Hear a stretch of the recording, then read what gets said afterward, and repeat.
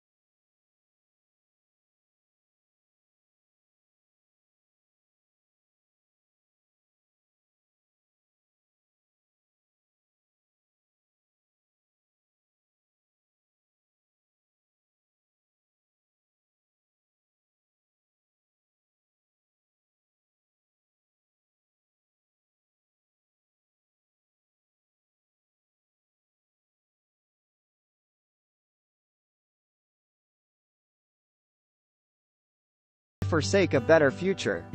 A good compromise, a good piece of legislation, is like a good sentence, or a good piece of music.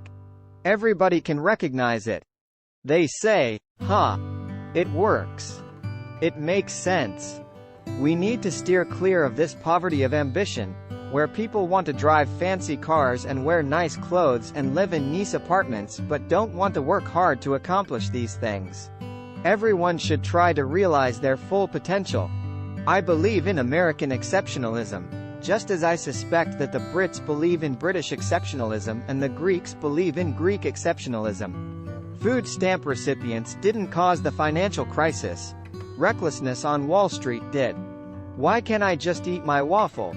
My fellow Americans, we are and always will be a nation of immigrants. We were strangers once, too. Understand, our police officers put their lives on the line for us every single day. They've got a tough job to do to maintain public safety and hold accountable those who break the law. I believe marriage is between a man and a woman. I am not in favor of gay marriage. But when you start playing around with constitutions, just to prohibit somebody who cares about another person, it just seems to me that's not what America's about. Usually, our constitutions expand liberties. They don't contract them. We, the people, recognize that we have responsibilities as well as rights. That our destinies are bound together. That a freedom which only asks what's in it for me, a freedom without a commitment to others, a freedom without love or charity or duty or patriotism, is unworthy of our founding ideals, and those who died in their defense. If the people cannot trust their government to do the job for which it exists, to protect them and to promote their common welfare, all else is lost. We cannot continue to rely only on our military in order to achieve the national security objectives that we've set. We've got to have a civilian national security force that's just as powerful, just as strong, just as well funded. In a world of complex threats, our security and leadership depends on all elements of our power, including strong and principled diplomacy. Now, as a nation, we don't promise equal outcomes, but we were founded on the idea everybody should have an equal opportunity to succeed. No matter who you are, what you look like, where you come from, you can make it. That's an essential promise of America. Where you start should not determine where you end up. I'm the President of the United States. I'm not the Emperor of the United States. That's the good thing about being president. I can do whatever I want. We need to internalize this idea of excellence. Not many folks spend a lot of time trying to be excellent. It's not surprising, then, they get bitter. They cling to guns or religion or antipathy to people who aren't like them or anti-immigrant sentiment or anti-trade sentiment as a way to explain their frustrations. I think when you spread the wealth around it's good for everybody. I mean, I do think at a certain point you've made enough money. I've got a pen and I've got a phone, and I can use that pen to sign executive orders and take executive actions and administrative actions that move the ball forward. Issues are never simple. One thing I'm proud of is that very rarely will you hear me simplify the issues. So long as I'm Commander-in-Chief, we will sustain the strongest military the world has ever known. When you take off the uniform, we will serve you as well as you've served us. Because no one who fights for this country should have to fight for a job, or a roof over their head, or the care that they need when they come home. If you were successful, somebody along the line gave you some help.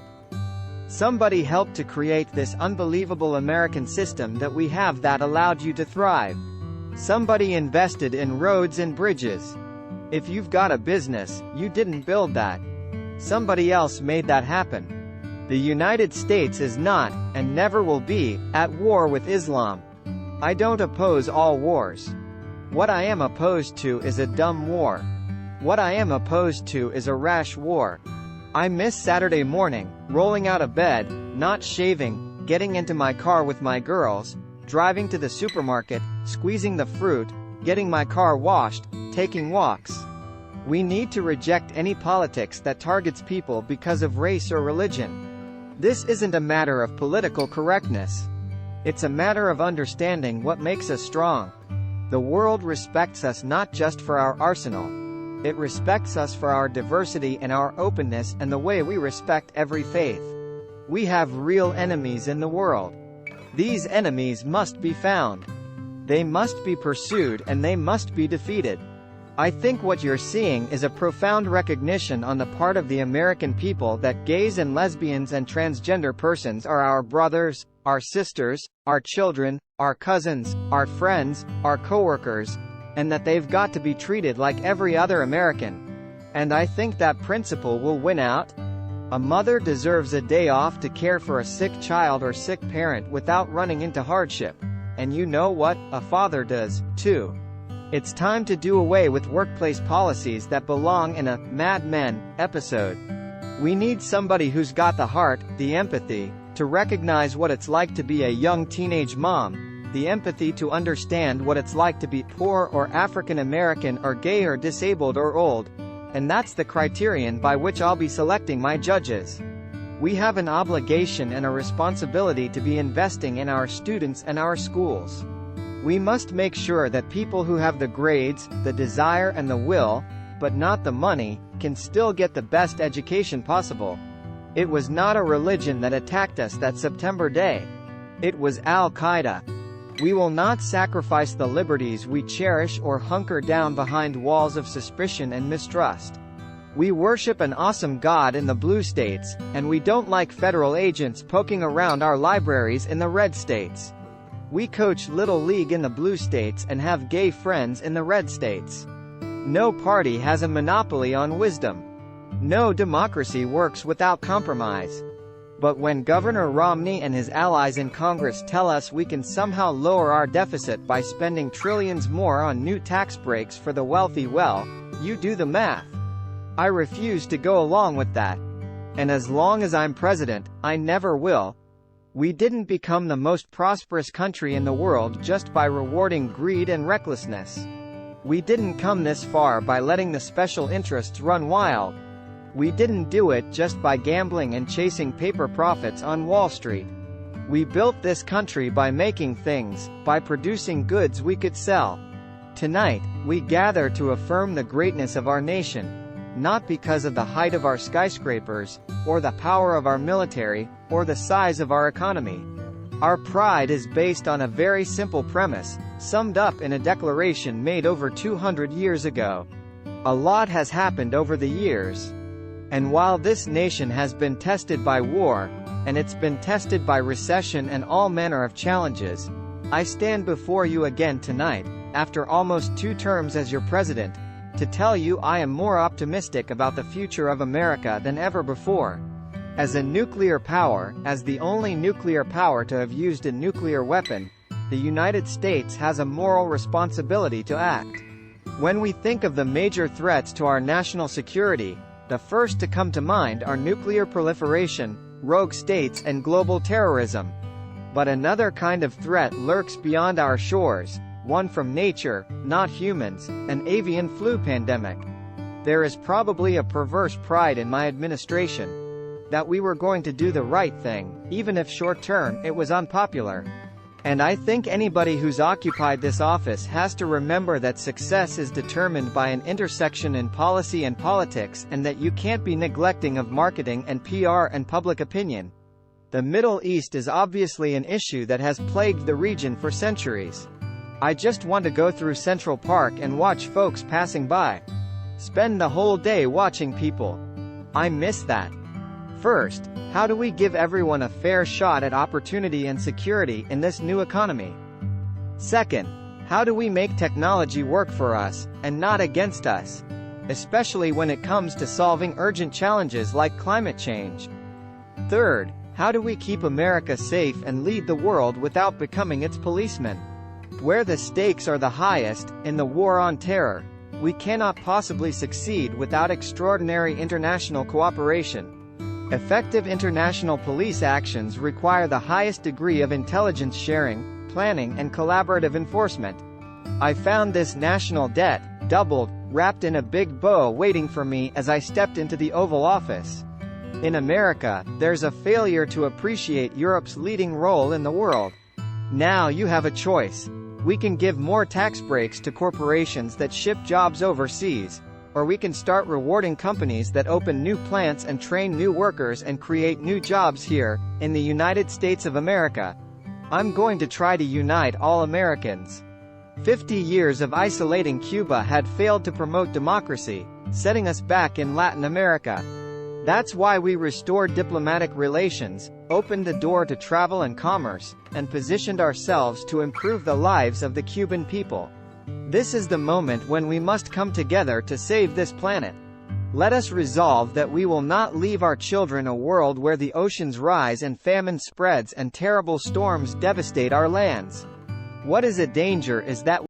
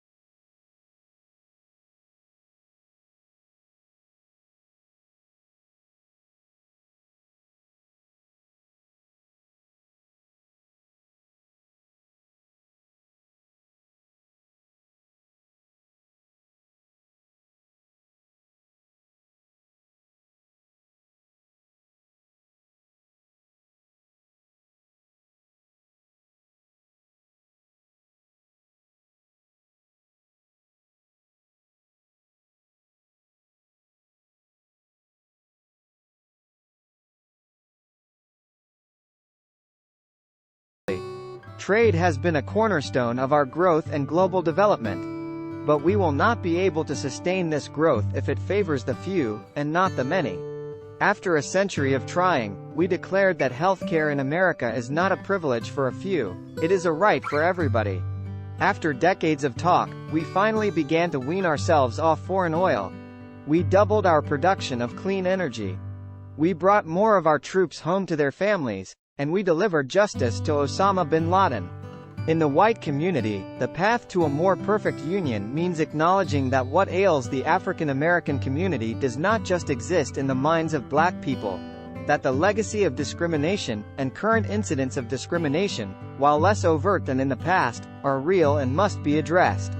After 2014, we will support a unified Afghanistan as it takes responsibility for its own future. With the changing economy, no one has lifetime employment. But community colleges provide lifetime employability. If the critics are right that I've made all my decisions based on polls, then I must not be very good at reading them.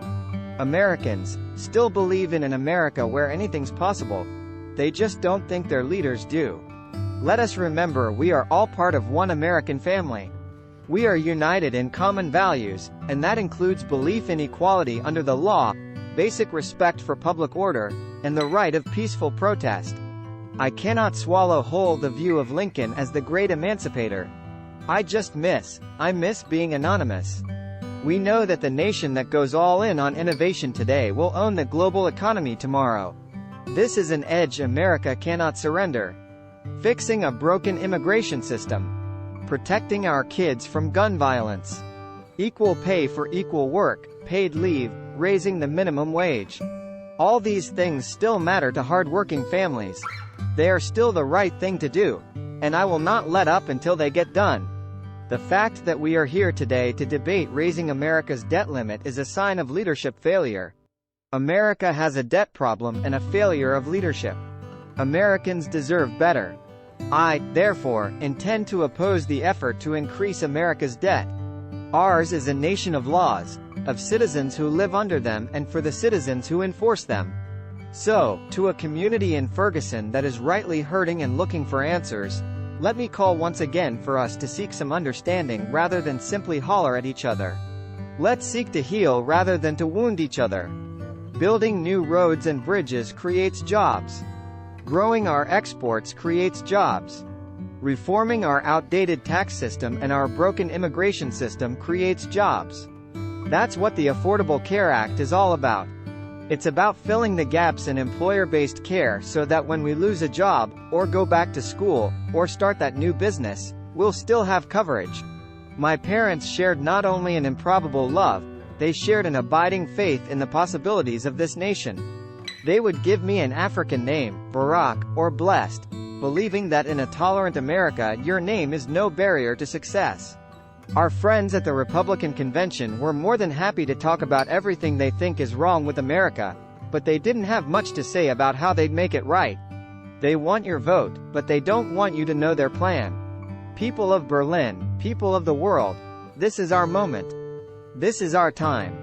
America isn't Congress. America isn't Washington.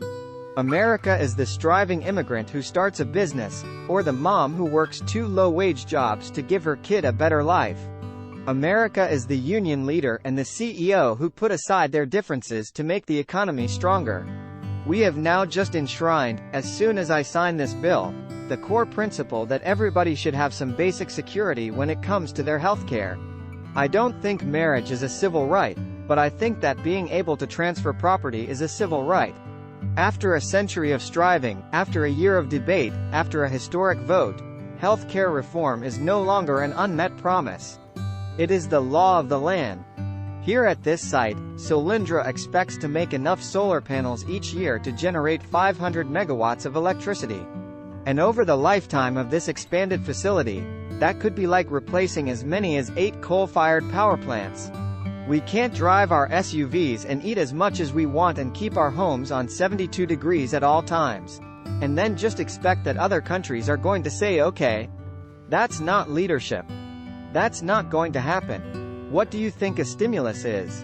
It's spending. That's the whole point. Seriously. We all knew this. We all knew that it would take more time than any of us want to dig ourselves out of this hole created by this economic crisis. I can say with confidence there has never been a man or a woman, not me, not Bill, nobody, more qualified than Hillary Clinton to serve as President of the United States of America. What makes us Americans is our shared commitment to an ideal, that all of us are created equal, and all of us have the chance to make of our lives what we will. We also can't try to take over and rebuild every country that falls into crisis. That's not leadership. That's a recipe for quagmire, spilling American blood and treasure that ultimately weakens us. It's the lesson of Vietnam, of Iraq, and we should have learned it by now. Cutting the deficit by gutting our investments in innovation and education is like lightening an overloaded airplane by removing its engine. It may make you feel like you're flying high at first, but it won't take long before you feel the impact. That is America. That is America. Those bonds of affection, that common creed. We don't fear the future, we shape it. We embrace it, as one people, stronger together than we are on our own. Contrary to the claims of some of my critics and some of the editorial pages, I am an ardent believer in the free market. Surveys show our standing around the world is higher than when I was elected to this office, and when it comes to every important international issue, people of the world do not look to Beijing or Moscow to lead, they call us. Whether our forebears were strangers who crossed the Atlantic or the Pacific or the Rio Grande, we are here only because this country welcomed them in and taught them that to be an American is about something more than what we look like, or what our last names are, or how we worship. Community colleges play an important role in helping people transition between careers by providing the retooling they need to take on a new career. My family, frankly, they weren't folks who went to church every week. My mother was one of the most spiritual people I knew, but she didn't raise me in the church, so I came to my Christian faith later in life, and it was because the precepts of Jesus Christ spoke to me in terms of the kind of life that I would want to lead. I don't care whether you're driving a hybrid or an SUV. If you're headed for a cliff, you have to change direction. That's what the American people called for in November, and that's what we intend to deliver. As I've said, there were patriots who supported this war, and patriots who opposed it. And all of us are united in appreciation for our servicemen and women, and our hopes for Iraqi's future. If we choose to keep those tax breaks for millionaires and billionaires, if we choose to keep a tax break for corporate jet owners, if we choose to keep tax breaks for oil and gas companies that are making hundreds of billions of dollars, then that means we've got to cut some kids off from getting a college scholarship. I am the Commander-in-Chief of the United States Armed Forces, and Iraq is gonna have to ultimately provide for its own security. There's not a liberal America and a conservative America. There's the United States of America. Are we a nation that educates the world's best and brightest in our universities, only to send them home to create businesses in countries that compete against us? Or are we a nation that encourages them to stay and create jobs, businesses, and industries right here in America? We all remember Abraham Lincoln as the leader who saved our union. Founder of the Republican Party. The shift to a cleaner energy economy won't happen overnight, and it will require tough choices along the way. But the debate is settled. Climate change is a fact. I want to be very clear, I will not sign on to any health plan that adds to our deficits over the next decade. With patient and firm determination, I am going to press on for jobs. I'm going to press on for equality. I'm going to press on for the sake of our children.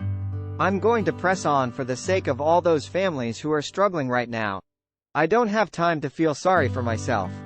I don't have time to complain. I am going to press on. I'm no longer just a candidate. I'm the president. I know what it means to send young Americans into battle, for I have held in my arms the mothers and fathers of those who didn't return. I've shared the pain of families who've lost their homes, and the frustration of workers who've lost their jobs.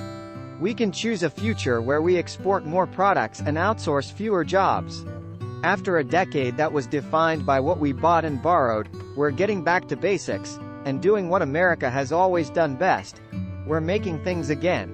What I believe unites the people of this nation, regardless of race or region or party, young or old, rich or poor, is the simple, profound belief in opportunity for all. The notion that if you work hard and take responsibility, you can get ahead. I'm a Christian by choice. The immigration issue is, I recognize, one that generates a lot of passion, but it does not make sense for us to want to push talent out. America thrived in the 20th century because we made high school free. We sent a generation to college. We cultivated the most educated workforce in the world. We've persevered because of a belief we share with the Iraqi people. A belief that out of the ashes of war, a new beginning could be born in this cradle of civilization. Through this remarkable chapter in the history of the United States and Iraq, we have met our responsibility. Now, it's time to turn the page.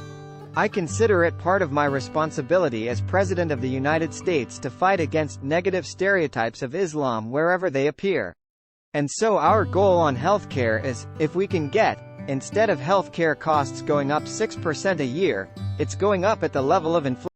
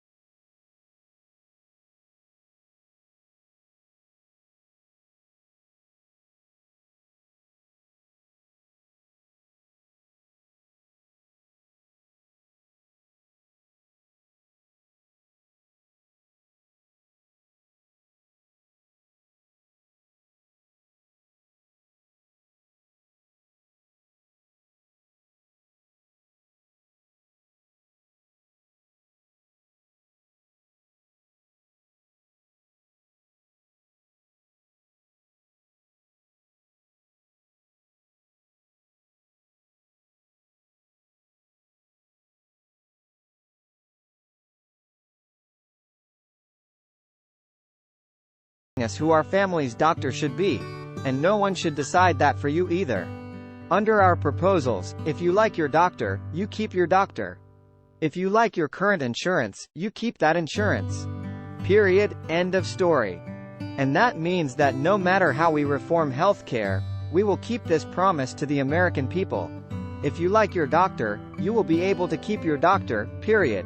If you like your healthcare plan, you'll be able to keep your healthcare plan, period. No one will take it away, no matter what. We need to keep making our streets safer and our criminal justice system fairer, our homeland more secure, our world more peaceful and sustainable for the next generation. You know, one of the things I think you understand as president is you're held responsible for everything, but you don't always have control of everything, right? I've been fighting with Acorn, alongside Acorn, on issues you care about, my entire career. I can make a firm pledge, under my plan, no family making less than $250,000 a year will see any form of tax increase. Not your income tax, not your payroll tax, not your capital gains taxes, not any of your taxes. Our public life withers when only the most extreme voices get attention. Most of all, democracy breaks down when the average person feels their voice doesn't matter. That the system is rigged in favor of the rich or the powerful or some narrow interest. We can't get to the $4 trillion in savings that we need by just cutting the 12% of the budget that pays for things like medical research and education funding and food inspectors and the weather service. And we can't just do it by making seniors pay more for Medicare. Since I'm the president and Democrats have controlled the House and the Senate, it's understandable that people are saying, you know, what have you done? It's one of the few regrets of my presidency, that the rancor and suspicion between the parties has gotten worse instead of better.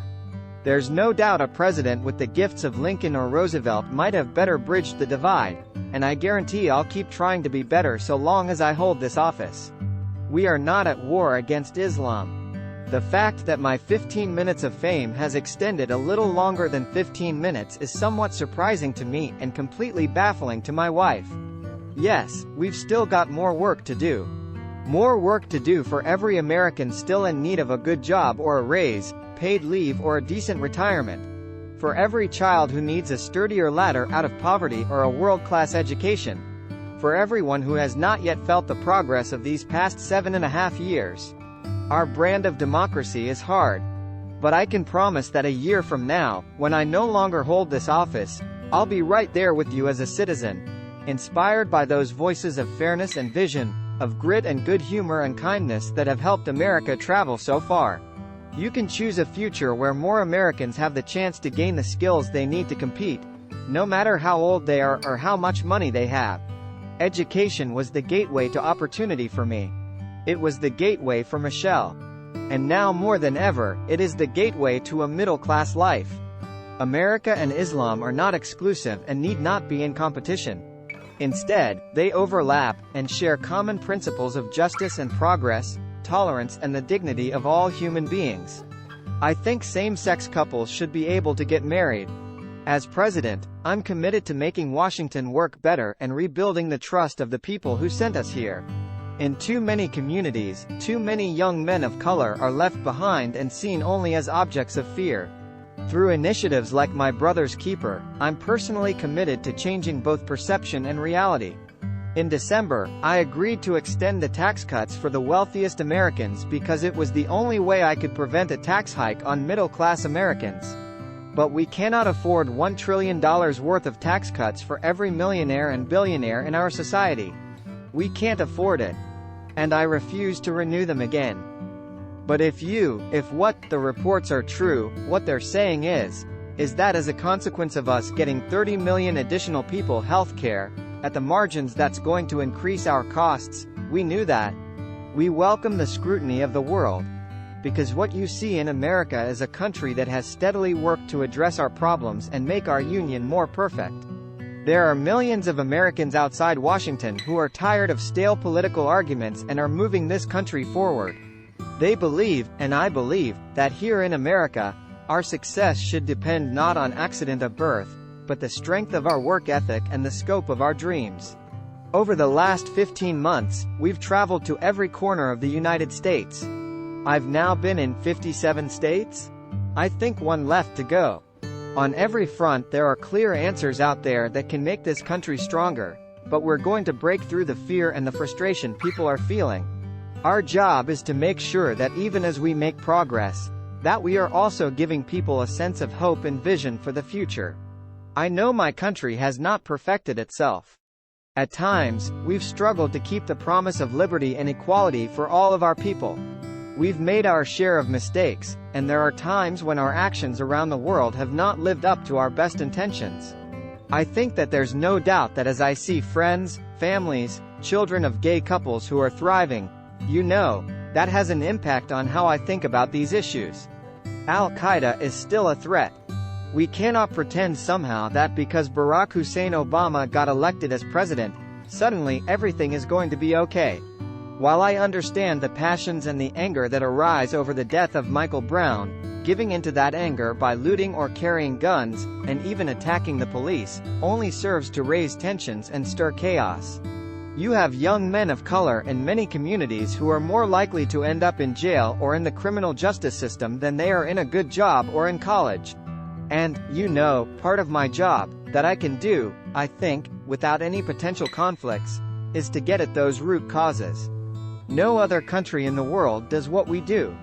On every issue, the world turns to us, not simply because of the size of our economy or our military might, but because of the ideals we stand for, and the burdens we bear to advance them. Through every victory and every setback, I've insisted that change is never easy and never quick.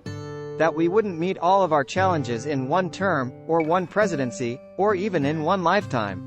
Trayvon Martin could have been me 35 years ago. Unlike my opponent, I will not let oil companies write this country's energy plan, or endanger our coastlines, or collect another $4 billion in corporate welfare from our taxpayers. There are patriots who opposed the war in Iraq and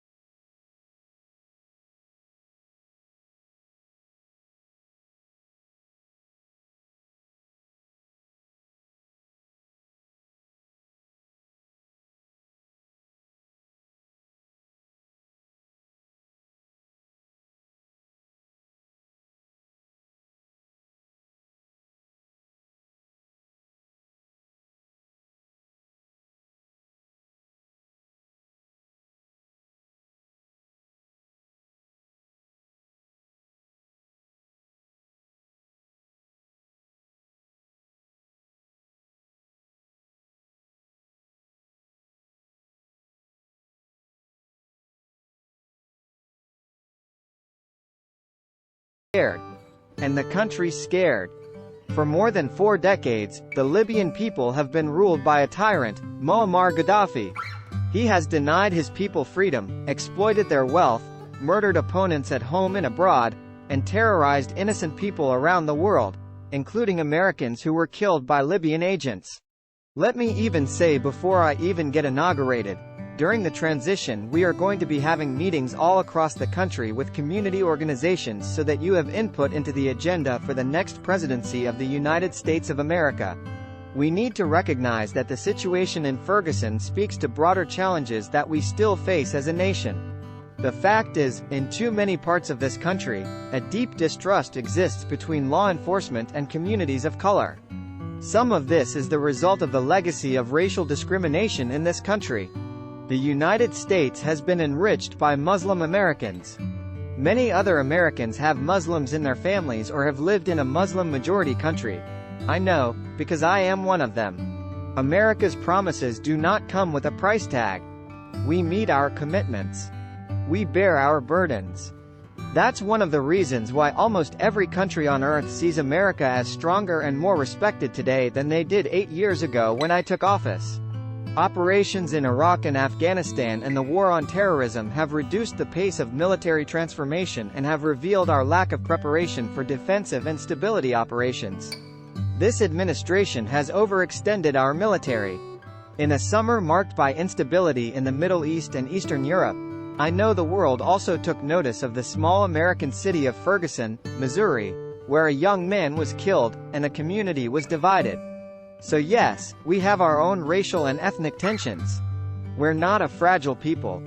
We're not a frightful people. Our power doesn't come from some self-declared savior promising that he alone can restore order as long as we do things his way. We don't look to be ruled. Immigrants aren't the reason wages haven't gone up enough. Those decisions are made in the boardrooms that too often put quarterly earnings over long-term returns.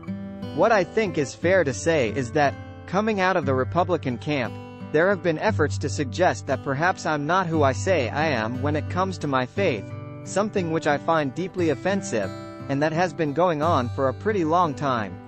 If people continue to feel like Democrats are looking after poor folks and Republicans are looking after rich folks and nobody is looking after me, then we don't get a lot of stuff done. And the trend lines evidence the fact that folks have gotten squeezed. And obviously, 2007, 2008 really ripped open for people how vulnerable they were.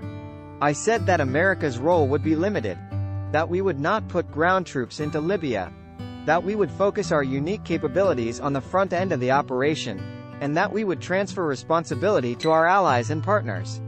Nobody wants to put the creditworthiness of the United States in jeopardy. Nobody wants to see the United States default.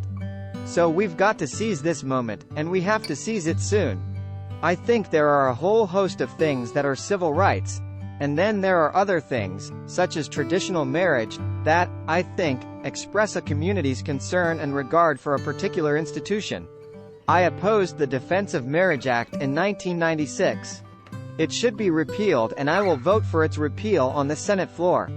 I will also oppose any proposal to amend the U.S. Constitution to ban gays and lesbians from marrying.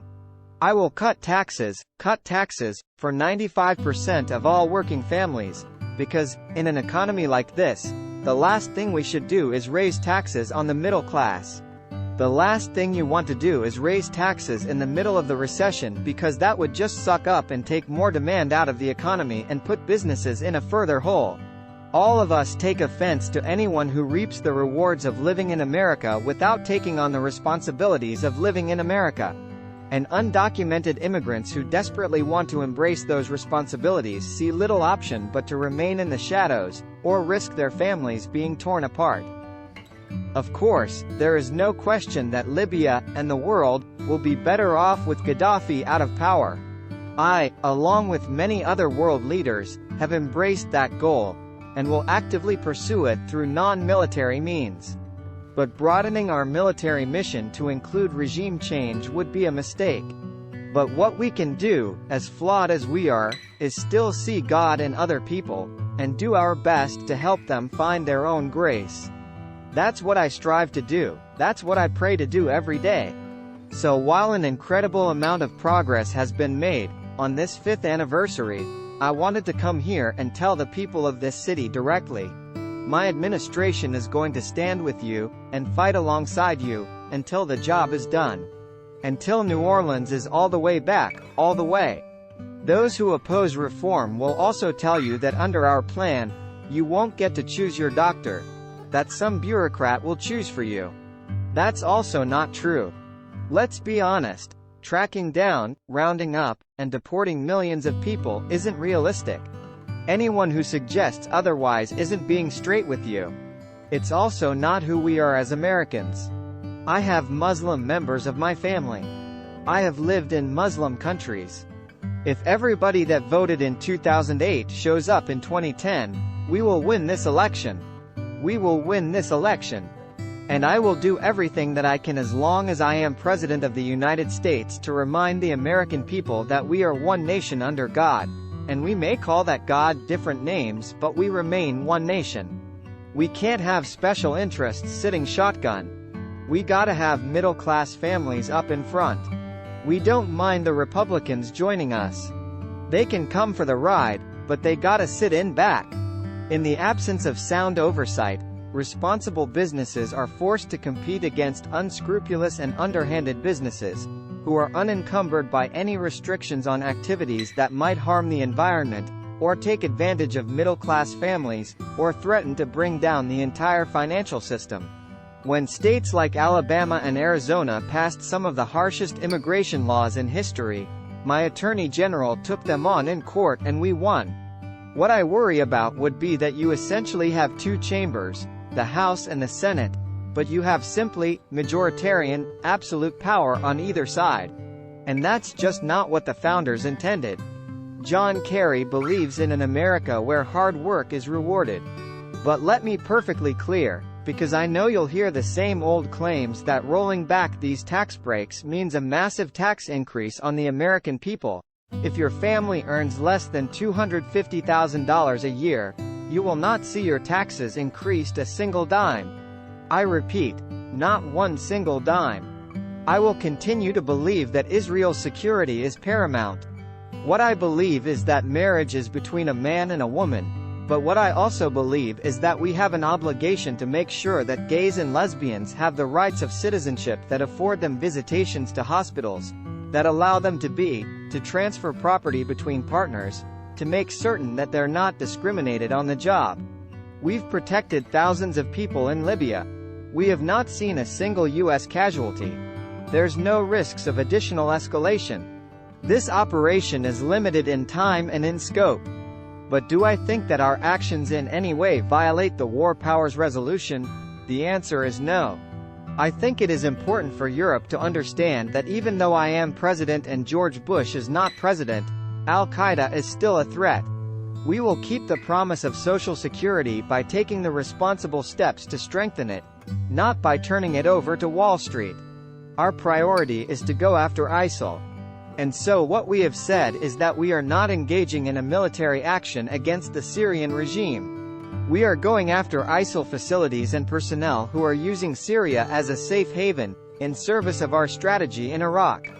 The Bush administration's failure to be consistently involved in helping Israel achieve peace with the Palestinians has been both wrong for our friendship with Israel, as well as badly damaging to our standing in the Arab world. Now, anybody who thinks that we can move this economy forward with just a few folks at the top doing well, hoping that it's going to trickle down to working people who are running faster and faster just to keep up, you'll never see it. Let me be absolutely clear. Israel is a strong friend of Israel's. It will be a strong friend of Israel's under a McCain administration. It will be a strong friend of Israel's under an Obama administration. So that policy is not going to change. Our combat mission is ending, but our commitment to Iraq's future is not. My task over the last 2 years hasn't just been to stop the bleeding. My task has also been to try to figure out how do we address some of the structural problems in the economy that have prevented more good